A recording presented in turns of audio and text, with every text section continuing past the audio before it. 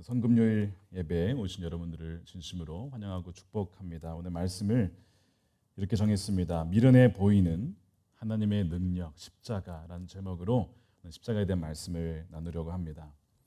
오늘날 십자가는 점점 사람들에게 잊혀져 가는 것 같습니다. 물론 아마 십자가 목걸이를 하는 분들을 보셨을 겁니다. 차에 십자가를 걸어두셨거나 그렇게 액세서리로 십자가를 쓰는 경우는 많이 있지만 정작 십자가의 본질적인 의미를 알고 그것을 믿는 이들은 과연 얼마나 될까라고 했을 때 그리 많지 않다라는 거죠. 왜냐하면 십자가라는 것은 그 당시나 지금이나 잘 이해가 되지 않고 심지어 오늘 제목처럼 미련해 보이고 어리석어 보이기 때문에 그렇습니다. 18절에 오늘 이 말씀을 여러분 자세히 보시면 이 십자가는 사람을 두 갈래로 나누게 됩니다. 한쪽은 십자가의 도가 미련해 보여서 멸망하는 사람이 있습니다. 멸망의 길로 가고 있는 사람들이 있다는 것이죠. 한쪽은 십자가의 도가 능력이 되어서 하나님의 능력이 되어서 구원을 받는 이들이 있다는 것입니다. 많은 인종들과 또 많은 종류의 사람들, 나이 어린 사람부터 많으신 사람까지 다양한 종류의 사람들이 있지만 십자가는 단 두 종류의 사람만을 이야기합니다. 하나는 구원받는 사람, 하나는 멸망으로 가는 사람입니다. 여러분들은 십자가의 앞에 섰을 때 과연 어느 쪽으로 향하고 또 향하게 될 것 같습니까? 여러분, 십자가는 우리의 구원의 그 방향과 우리가 가고 있는 길이 무엇인지를 보여주는 너무나 명확한 표지가 됩니다. 그 당시에 그리스도인들을 제외한 유대인과 헬라 그리스도인들은 십자가를 굉장히 거슬리다라고 느꼈습니다. 미련하다라고 느꼈습니다. 먼저 유대인들을 보시면 십자가는 어리석다라고 그렇게 얘기를 합니다. 십자가가 무엇이냐면 여러분, 십자가는 지금으로 액세서리 쓰고 굉장히 어떤 자신의 신앙을 고백하는 표시이지만 그 당시 십자가는 사형 집행 도구입니다.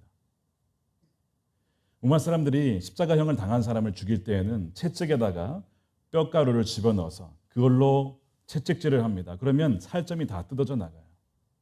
그냥 채찍이 아니에요. 살과 피가 다 뜯어져 나갑니다. 그래서 반쯤 죽인 상태에서 사람을 손과 양손과 발을 포개서 못을 박고 서서히 피를 흘려서 죽이게 하는 것이 바로 십자가형입니다. 유대인들이 보기에 십자가에 매달려 있는 사람들은 절대 구원자가 될 수 없다라고 그들은 믿었습니다. 왜냐하면 그렇게 흉악한 범죄자가 구원자가 된다, 이것은 유대인들의 사고에는 절대 일어날 수 없는 일이에요. 그래서 제자들에게 예수님이 여러 번 말했죠. 내가 죽어야 된다. 내가 고난을 받고 죽어야 된다. 그들이 절대 이해할 수 없었던 이유가 바로 그것입니다. 구원자라면 십자가에 못 박혀 죽어서는 안 되는 거예요. 살 뿐만 아니라 로마 제국을 뒤집어 엎을 정도로 강력한 정치적, 군사적 힘을 가진 자가 메시아야 했기 때문에 그렇습니다. 그런데 십자가에서 피 흘려 죽는다? 그 사람은 절대 메시아가 아니라는 거예요. 유대인들에게 십자가는 뭐라고요? 어리석어 보였다라는 겁니다. F.F. 브루스라는 신약학자가 십자가에 대해서 이런 얘기를 했습니다. 십자가에서 죽는다는 것은 극단적인 치욕이었다. 십자가형은 살아갈 가치가 전혀 없는 자들에게 선고되는 것으로서 인간 이하의 존재에게 가해지는 형벌이었다라는 거죠. 그래서 로마인들은 절대로 로마 시민을 십자가형으로 그렇게 처리하지 않았습니다. 너무나 잔혹했기 때문에 우리 로마 시민들은 절대 십자가를 하지 말아라, 혐오했다는 것이죠. 라틴어의 십자가를 뜻하는 크룩스라는 단어는 욕입니다. 욕. 십자가를 말하면 그건 욕하는 겁니다. 나보고 지금 십자가형이 죽으라는 거냐. 그게 라틴어 크룩스의 의미였어요. 메시아는 누구여야 했냐면 유대인들에게는 뭐였다고요? 강력한 정치적, 군사적 힘을 가진 자라. 리더였다. 절대 죽어서는 안 되는 사람이었고, 로마인들에게 그렇게 사형 집행을 당해서 죽는 이는 그는 굉장히 약하고 아주 힘이 없는 그런 구원자가 될 수 없는 자였다는 것이죠. 유대인들이 예수 그리스도의 십자가를 거부한 결정적인 이유는요, 여러분 성경에 나옵니다. 아이러니하게도 성경에 나와요.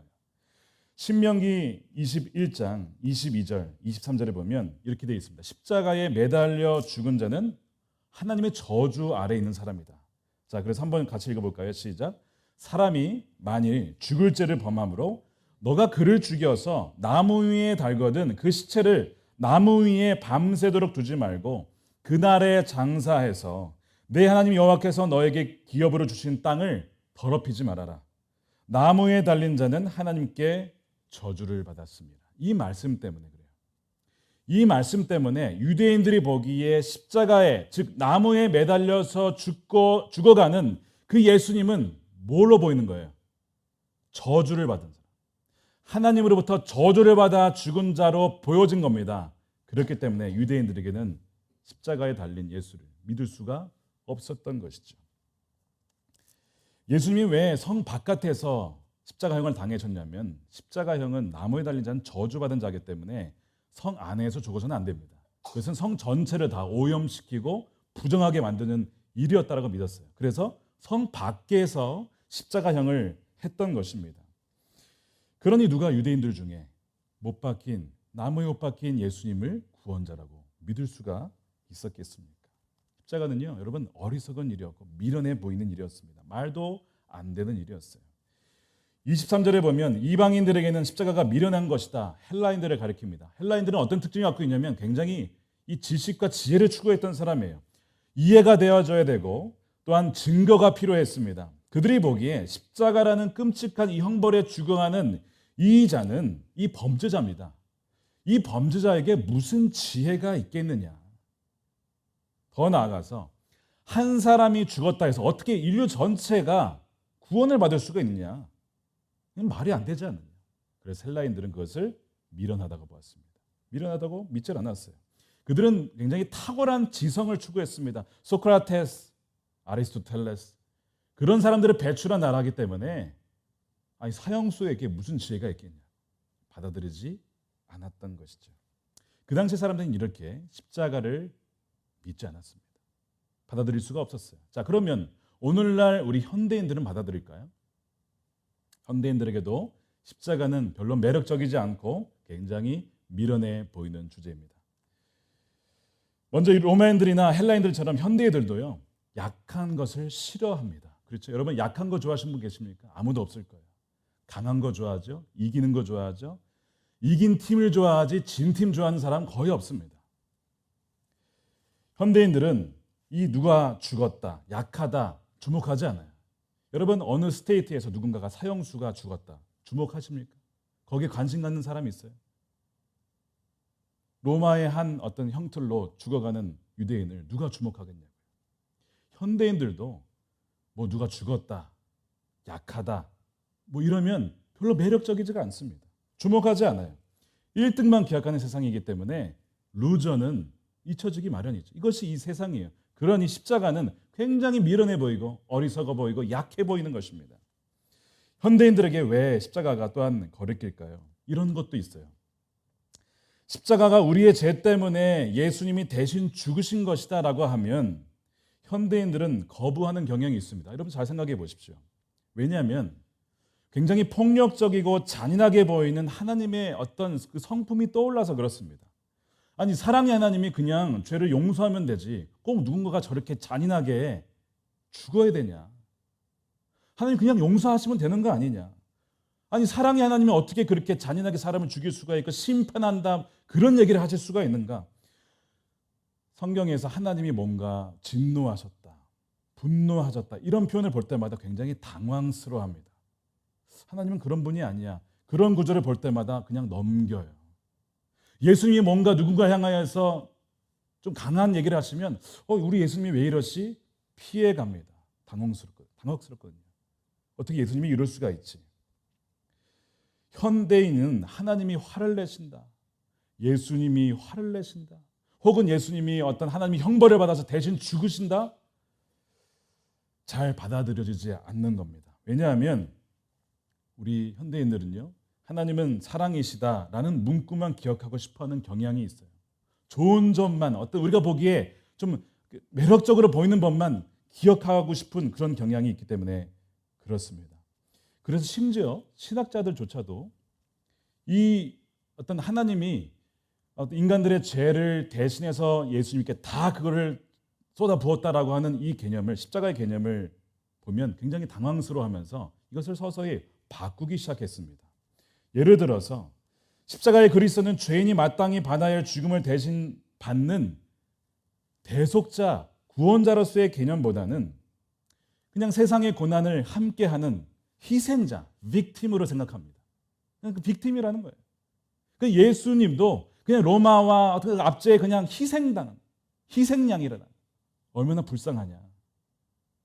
우리가 이 세상에서 고난당하는 것처럼 하나님의 아들도 우리와 똑같이 고난을 당하셔서 우리가 뭘 당하는지 아신다. 그분도 희생자다. 이렇게 얘기를 하는 거예요. 뭔가 굉장히 감성적으로 다가옵니다. 뭔가 공감이 되는 것 같아요. 그런 부분이 물론 당연히 있습니다. 당연히 있어요. 그러나 만약에 여기에서 하나님의 진노라는 부분을 빼고 죄에 대한 대가 그런 것도 좀 빼고 그러다 보면 점점 십자가의 메시지는 흐려지게 마련이에요. 본래 하나님께서 십자가를 통해서 우리에게 증거하시고자 했던, 말씀하시고자 했던 것은 사라지게 됩니다. C.S. 루이스가 이런 얘기를 했잖아요. 물탄 기독교다. 물탄 기독교. 그런 부분들은 좀 거리끼고 너무 좀 강한 메시지잖아. 그런 것들은 좀 빼고 우리 좋은 얘기만 좀 하자. 그렇게 해서 점점 이런 것들을 빼가기 시작합니다. 그 중에 하나가 뭐예요? 저번에 말씀드렸잖아요. 지옥은 없다는 거예요. 하나님 결국에는 모든 사람들을 다 구원하실 거기 때문에 지옥은 없다라는 것입니다. 모든 사람이 다 구원받을 거라는 거예요. 그러니 그렇게 형벌이라든가 이런 거 생각하지 맙시다. 그렇게 바꿔온 것이 20세기 신학의 변천사입니다. 그것이 독일에서 미국으로, 한국으로 그렇게 흘러왔어요. 그 결과는 무엇인지 아십니까? 이겁니다. 그리스도의 사역, 하나님의 거룩하심, 죄의 파괴적이고도 파멸적인 힘을 약화시키고 사수하게 만들어서 심지어는 아까 말씀드린 대로 지옥은 없다라고 그렇게 갑니다. 하나님의 악에 대해서 처벌하지 않고요. 그냥 사랑으로 좀 덮어주시고 용서해 주시면 되지. 과연 그것이 사랑의 하나님일까? 한번 잘 생각해 보십시오. 저도 그렇게만 된다면 그렇게 그냥 했으면 좋겠어요. 근데 하나님은 굳이 왜 이렇게 잔인한 십자가 형틀로 하나님의 아들을 죽이셔야만 했을까? 다른 방법은 없었던 것일까? 하나님 그렇게 지혜로우신 분이 다른 방법은 고안해주지 못하신 것일까요? 여러분 잘 생각해 보십시오. 옳고 그름 같은 것은 없고 그냥 좋은 게 좋은 거지 뭐. 그냥 덮고 가자라고 하면 사랑의 하나님 아닙니까? 근데 하나님은 그런 하나님은요. 완전하신 하나님이 아니라 오히려 불완전한 하나님이라는 거예요. 왜 그런가? 한번 이렇게 생각해 보십시오. 지난주에 참 안타까운 사건이 한국에 벌어졌죠. 진주의 한 아파트에서 한 살인범이 방화를 한 다음에 집에 불을 지르고 나와서 복도로 뛰쳐나온 사람들을 칼로 찔러 죽이기 시작했습니다. 그 중에 한 명은 누구예요? 12살 여자아이입니다. 제 첫째 딸 예술이 나이야 똑같아요. 그 아이가 도망가려고 나왔는데 그 여자아이를 잡아다가 칼로 수차례 찔러서 결국에는 병원에 갔지만 피를 너무 많이 흘려서 죽고 말았습니다. 말도 안 되는 끔찍한 사건이에요. 그렇게 해서 여러 명이 죽었죠. 어떻게 이런 일이 발생할 수 있는가? 그 부모님 입장에 얼마나 마음. 그 아버지는 또 그것도 모르고 다른 집에 불났다고 두들기는 그 사이에 그 딸은 죽은 거예요. 돌아와 보니까 딸이 죽어 있어요. 하나님 보시기에도 너무나 가슴 아픈 일이죠. 아마 주님께서 그 가족과 함께 아마 울고 계실 거예요. 울고 있는 자들과 함께 우는. 여러분 예수님도 나사로가 죽었을 때 어떻게 하셨죠? 기억나십니까? 나사로의 죽음을 보시고 어떻게 하셨어요? 우셨어요. 우셨습니다. 슬퍼하셨습니다. 그러니까 그 희생자들의 가족을 보시고 우시고 그들과 함께 아파하고 이 세상에 남아있는 이 악에 대해서 굉장히 비통해하셨을 거예요. 왜냐하면 예수님이 그 나사로의 그 상황을 보시 죽은 상황을 보고 슬퍼하시면서 동시에 성경에 보면 비통이 여기셨다는 표현이 나옵니다. 영어로 하면 angry라고 돼 있어요. 뭐에 대해서 화를 나셨냐면 바로 그 죽음이라는 존재. 인간을 완전히 영원한 파멸로 만드는 이 죽음이 침투해서 사람들을 다 이렇게 죽여놓는 이 death에 대해서 비통히 여기시며 분노하셨다는 것이죠. 악에 대한 심판이 없이 만약에 슬퍼만 한다. 그러면 이런 거예요. 심판이 없다고 한다면 이렇게 해줘야 됩니다. 자, 그 살인범 물론 어떤 사정이 있었겠죠. 뭐 정신질환이 있다고 해요. 근데 판사가 하는 거예요. 정신질환이 있을까? 무죄. 여러분 그 판사를 사랑이 많은 하나님이라고 사랑이 많은 판사라고 여러분 하시겠습니까? 아니면 부패하고 돈 먹은 거 아니냐? 어떻게 저게 불의한 판사가 있느냐? 저 죄인을 어떻게 그냥 넘어갈 수가 있느냐? 아마 여러분 누구나 다 그렇게 얘기하실 거예요. 바로 십자가가 그것을 보여줍니다. 그냥 용서해 주시면 되지. 왜? 예수님이 그렇게 처절하게 채찍이 맞으시고 십자가에서 피를 흘려 돌아가셔야만 했을까? 죄에 대한 대가를 치러야만 했기 때문에 그렇습니다. 악에 대한 심판이 없이 그 악에 대해서 나는 모르겠어. 뭐 그런 일이 있었나 보네. 아예 뭐 그냥 없던 일로 치지 뭐. 아니면 그냥 덮고 가지 뭐. 라고 무관심한 판사를 한번 생각해 보십시오. 우리는 그런 하나님을, 그런 판사를 결코 온전한 분이라 우리는 예비할 수 없을 겁니다. 그렇기 때문에 세상의 악에 대한 심판은 그것을 심판하신 하나님은요. 왜 심판하시지? 하나님 너무 강하신 거 아니야? 왜 진노하시지? 라고 할 것이 아니라 오히려 심판하신 하나님을 볼 때 하나님은 의로우시구나. 하나님이 이 injustice, 이 불의한 세상에 대해서 심판하시는 의로우시고 완전하신 분이시구나. 우리의 예배를 받으시기에 합당하신 분이라는 거예요. 그렇다면 그 악의 영향력에서 나와 여러분들, 우리는 다 자유로운가? 그 사람만 살인자고 나는 죄인이 아닌가? 많은 이들이 이 복음 메시지를 들을 때 고군분투하는 주제가 바로 이겁니다. 내가 그렇게 죄인인가? 내가 무슨 죄인인가? 뭐가 죄인지 모르겠다는 것이죠. 그러나 뭐가 죄인지 모르겠다고 해서 죄가 없는 게 아닙니다. 예를 들면 제가 미국에 처음 와서 6개월 동안 범한 3가지 범죄가 있어요. 오늘 공개합니다. 한 가지 범죄지만 반복적으로 3번을 범한 게 있습니다. 용서해 주시기 바랍니다. 역주행을 3번이나 했어요, 제가. 지금도 가끔 헷갈릴 때가 있어요. 그 다리를 건너기 전에 딱 서 있으면 좌회전을, 다리 건너서 좌회전을 해야 되는데 그 전에 좌회전을 하는 거예요. 그럼 어떻게 되죠? 차가 막 앞에서 오는 거예요, 차가. 너무 당황스러워. 어떻게 된 거야? 그래서 막 거기서 유턴하고 막 그런 일을 무려 3번이나 했어요. 미국에 오자마자. 3번이나 했다는 거는 아마 우리 가족들도 처음 들었을 겁니다. 제가 창피해서 말도 못했어요, 제가. 가고 좌회전할 때만 해도 몰랐습니다. 가는 중에도 몰랐어요? 몰랐으니까 이게 지금 도로교통법 위반한 거 아니죠? 몰랐지만 내가 뭘 하고 있어요, 지금? 위반을 하고 있어요. 차가 마주 와서 사고가 안 나서 다행이지. 여러분 마주쳐서 박았으면 얼마나 큰 피해를 입었겠습니까? 저는 몰랐다는 거예요. 그날 몰랐다고 해서 그것이 위법이 아닌 건 아니었어요. 시카고 갔다가 한 2013년이었던 것 같아요. 쭉 내려오다가 55번 하이웨이인가 기억이 이제 웨스트로 오는 완전 그 하이웨이도 아니고 또 국도도 아닌 뭐 그런 중간 정도의 도로였습니다. 처음에 분명 내려올 때는 70마일, 뭐 75마일 이랬어요. 근데 어느 순간 그게 아니었나 봐요. 저는 한 70마일 달린다고 생각했는데 갑자기 여행을 가고 있다가 뒤에 경찰차가 같이 여행을 가는 거예요, 저랑. 불도 막 켜져요. 그래서 굉장히 우리를 호의해 주나 보다. 근데 계속 따라와. 그래서 차를 딱 세워보니까 뭐였어요? 스피딩이었어요.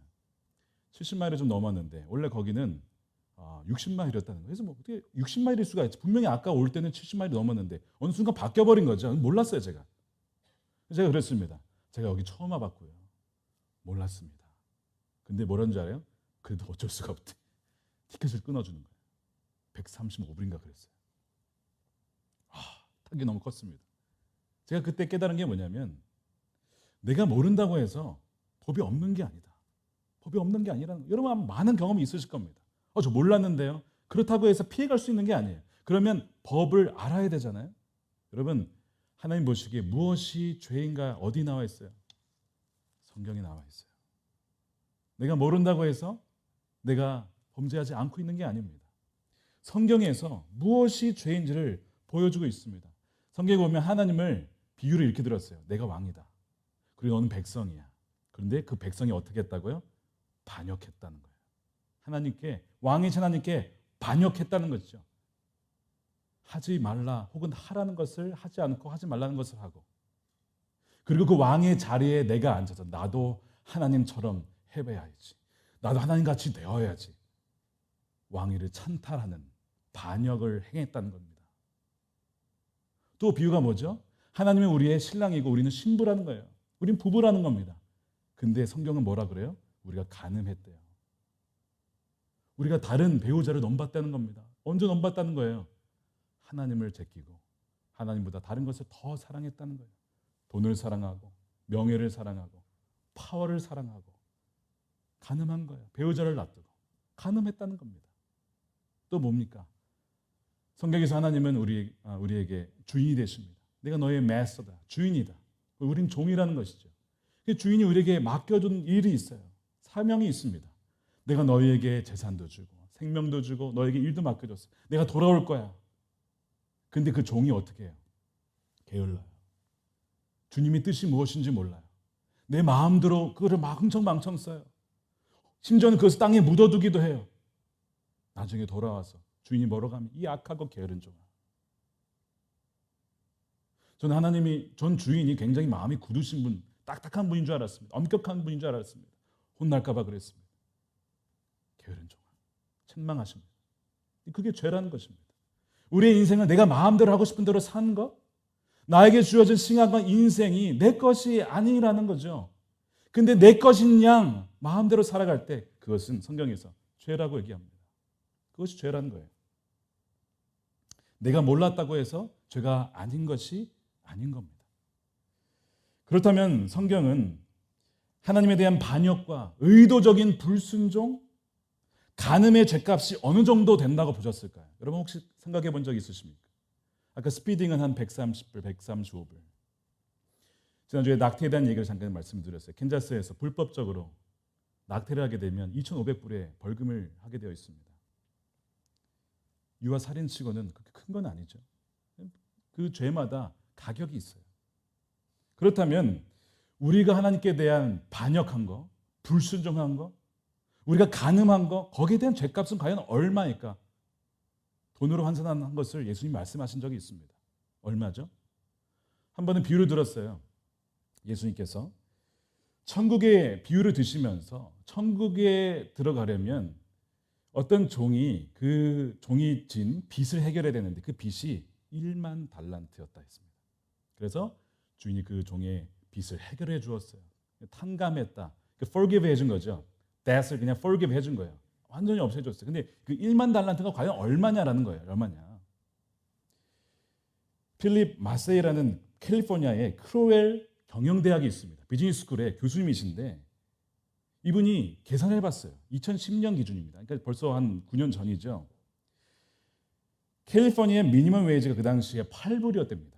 8불 기준으로 했을 때 1만 달란트가 얼마일까? 얼마냐면요. 7조 원입니다. 7 빌리언이에요. 별로 놀라지 않는 거 보니까 여러분 다 갖고 계신가 봅니다. 뱅크에 7조 원 정도는 뭐 기본적으로 다 소지하고 뭐 언제든지 쓰고 싶을 때 쓰고 그 정도. 이 빚을 가늠이 안 나요. 7조 원, 7 빌리언. 여러분 감이 오십니까 어느 정도인지? 그래서 제가 계산해봤어요. 론 칼큘레이터가 있습니다. 따져가지고 제가 50년간 이것을 갚는다고 했을 때 과연 이게 얼마나 될 수 있을까? 50년간 이자 없이 APR 제로 이자 없이 갚는다고 했을 때 여러분 매달 1,730만 불씩 갚아야 됩니다. 17 밀리언이에요. 이것도 감이 안 나요. 별로 다가오지 않아요. 우리에게는 이게 더 쪼개야 됩니다. 위클리 기준으로 430만 불. 430만 불. 거의 4 밀리언이죠. 아직도 감이 안 나요. 그것도. 그래서 제가 데일리로 쪼개보니까요. 매일 빚이 얼마냐? 갚아야 되는 빚이 57만 9천 불입니다. 이것도 별로 감이 안 와서 시간당으로 쪼개봤습니다. 시간당, 우리가 지금 이제 예배 뭐 1시간, 이렇게 2시간 드려. 1시간 기준 맞아요. 우리가 1시간 예배 드린다면 우리 빚이 얼마나 쌓일까? 25,000불입니다. 여러분 갚을 수 있을까요? 매일 57만 9천 불. 그럼 뭐 집값이 요즘에 뭐 얼마인지 잘 모르겠어요. 30만 불, 60만 불 그 정도 하죠. 매일 그만한 집값의 빚이 쌓인다고 생각해 보십시오. 살아갈 수 있을 것 같아요. 이분이 얘기하는 게 뭐냐면 8불 기준이니까 노동자가 이걸 갚으려면요. 얼마를 일해야 될까요? 20만 년. 나는 좀 수입이 8불보다 좀 많아요. 좀 한 20배 정도 많은 것 같아요. 저는. 축하드립니다. 10,000년만 일하시면 됩니다. 10,000년만. 뭐 별로 은혜가 안 되죠. 어마어마한 빚이에요. 이게. 1만 달란트 빚진 게 이렇게 큰 거예요. 인간으로서는 절대 갚을 수 없는 금액입니다. 그러면 이것을 형벌로 따지면 뭐예요? 사형이에요. 사형 선고를 받은 거라고요. 뭐 10년, 20년 아니면 뭐 무기징역, 사형입니다. 그냥 끝나는 거예요. 죄의 결과는 사망이다. 인간은 절대 그것을 해결할 수 없어요. 어떤 분이 또 이러면 제프 베조스는 있지 않습니까? 또 이런 분이 있어요. 아마존 CEO는 돈 있지 않습니까? 그걸로 돈으로 갚으려 하는 순간 뭐가 되는 거예요? 돈을 의지한 자가 돼서 천국에 못 들어가죠.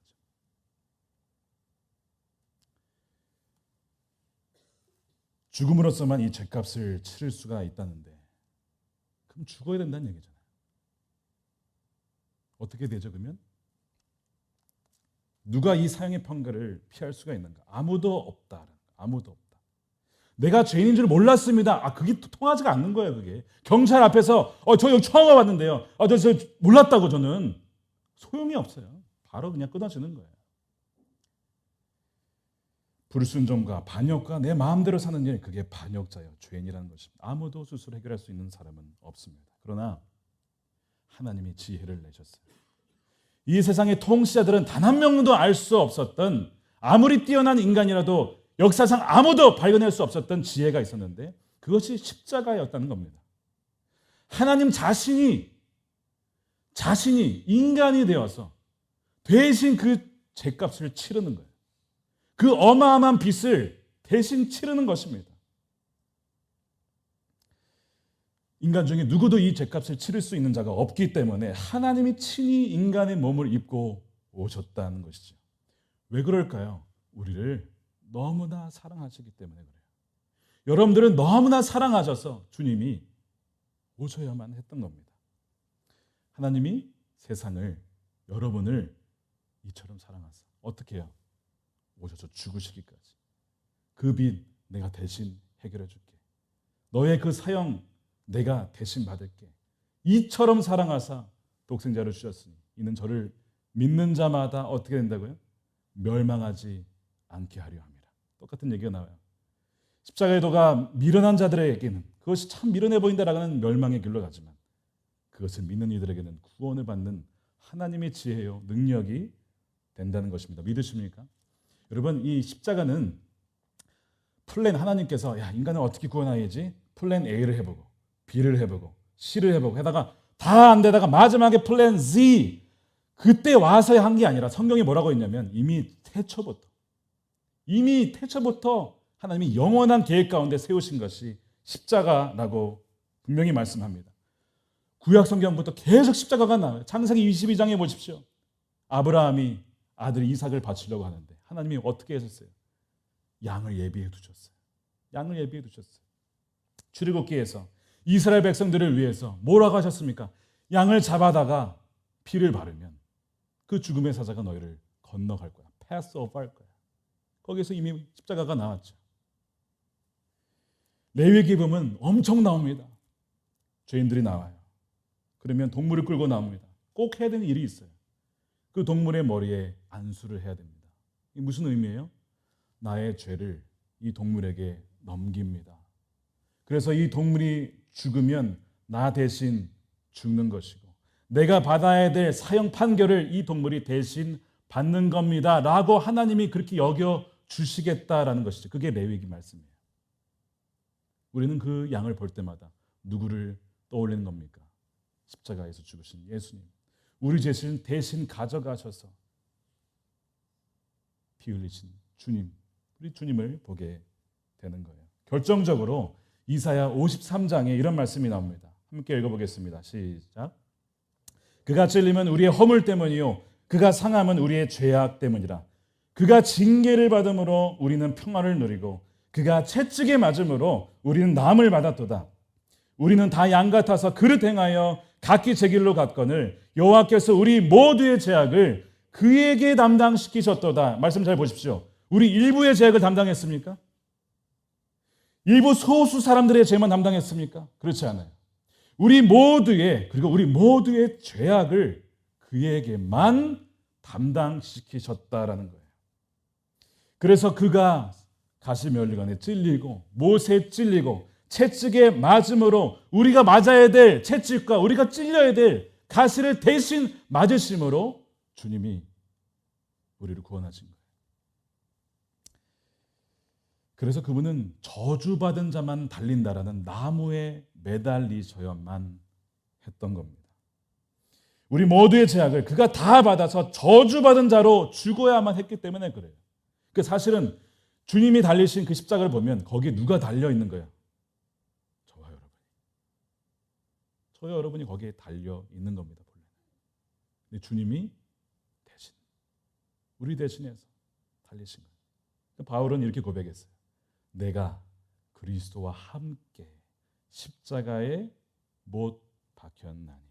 왜냐하면 내가 받아야 될 저주를 주님이 받으셨으니까 사실상 내가 저주를 받은 것이다. 십자가에 함께 못 박혔다라는 고백을 합니다.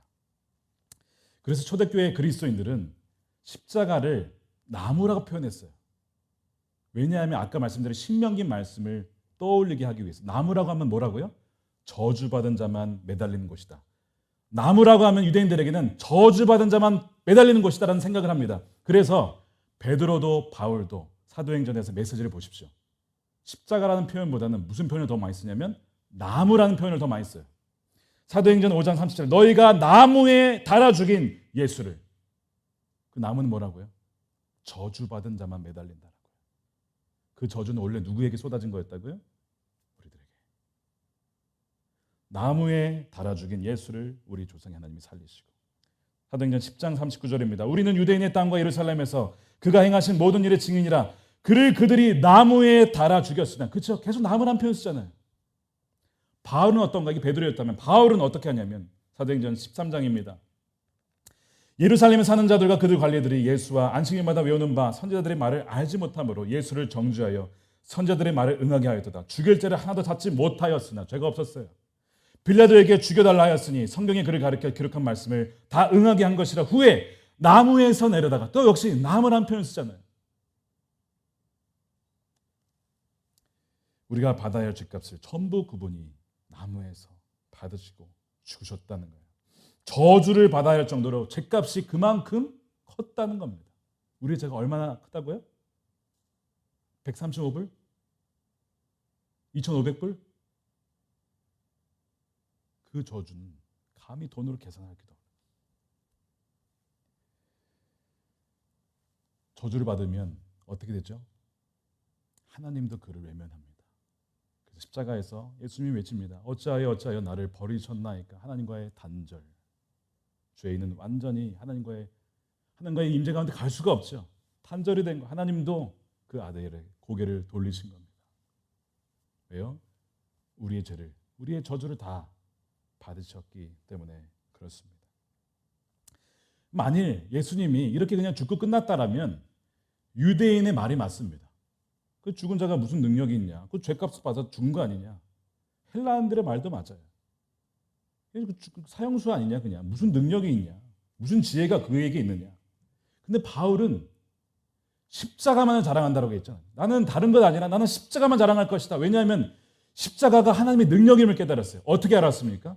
부활 때문에 그렇습니다. 주님이 살아나신 거예요. 그 얘기는 뭐냐면 예수님이 죄인이 아니었다는 겁니다. 예수님이 죄가 없으셨다라는 것을 증명하는 것이 부활이었어요.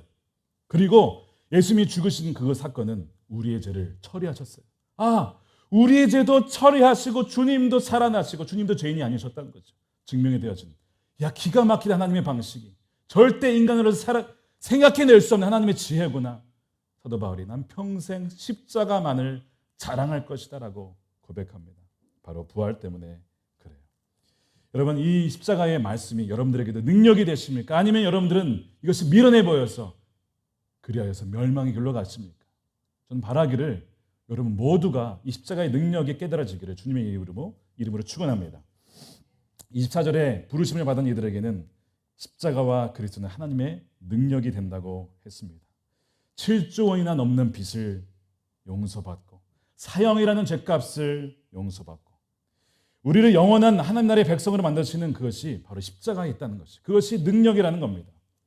우리가 그 능력을 체험한 자라면 여러분 우리의 삶이 결코 그 전과 다를 수밖에 없습니다. 같을 수가 없어요. 예배하는 시간 여러분 어떻습니까? 아까우십니까? 즐거우십니까? 여러분 주를 위해서 일하는 시간이 여러분 어떻게 느껴지세요?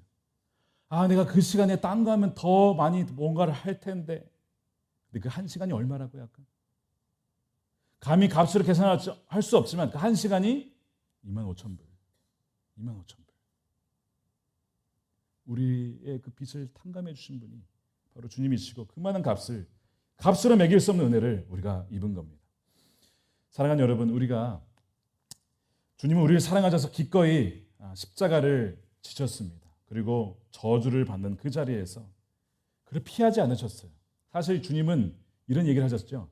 내가 12영이나 더 된 천사를 못 데려올 줄 아느냐. 잡혀가던 날에 그랬었어요. 그 얘기는 12영이라는 천사는 뭐냐면 로마의 군대 그 단위인데 72,000명입니다. 72,000명의 천사를 데려다가 너희들 다 물러치는 게 못할 줄 아느냐. 안 한다는 거예요. 근데 안 하겠다. 왜냐하면 내가 이것을 져야만 우리 모두가 살 수가 있기 때문에. 그래서 주님은 십자가를 참아내시는데 히브리서에 보면 이런 말씀이 나와요. 우리가 예수님을 이렇게 생각하는 경향이 있습니다. 주님이 참 힘든 길 억지로 해내셨다. 히브리서에 보면 그렇지 않아요. 물론 참아내시고 고통스러운 그 과정을 겪으셨습니다. 너무나 상상할 수도 없는 그 고난을 당하셨어요. 그러나 그 말씀에 보면 뭐라고 되어 있냐면 그 앞에 있는 기쁨을 위하여 십자가를 참으셨다는 거예요. 기쁨을 위하여. 그 기쁨은 무엇일까요? 뭘 보신 것일까요? 첫 번째, 사망 권세가 이제는 완전 패해지고, 그렇죠? 아까 나사로를 위해서 우셨잖아요. 더 이상 사망이 주장하지 아니하는 그 때를 바라보시고, 두 번째, 저와 여러분들이 하나님 나라에 속하여서 그 백성이 되어서 그분의 자녀가 되어서 있는 그 모습을 볼 때에 너무 기쁜 거예요. 그렇다면, 그렇게 될 수 있다면 나는 기꺼이 이 십자가를 참아낼 거야. 그 앞에 있는 기쁨을 위하여서 기꺼이 지신 겁니다.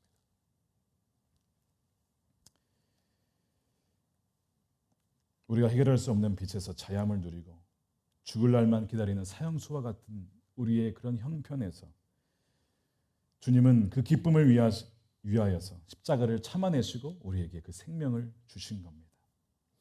약해 보입니다. 미련해 보입니다. 굉장히 어리석어 보입니다.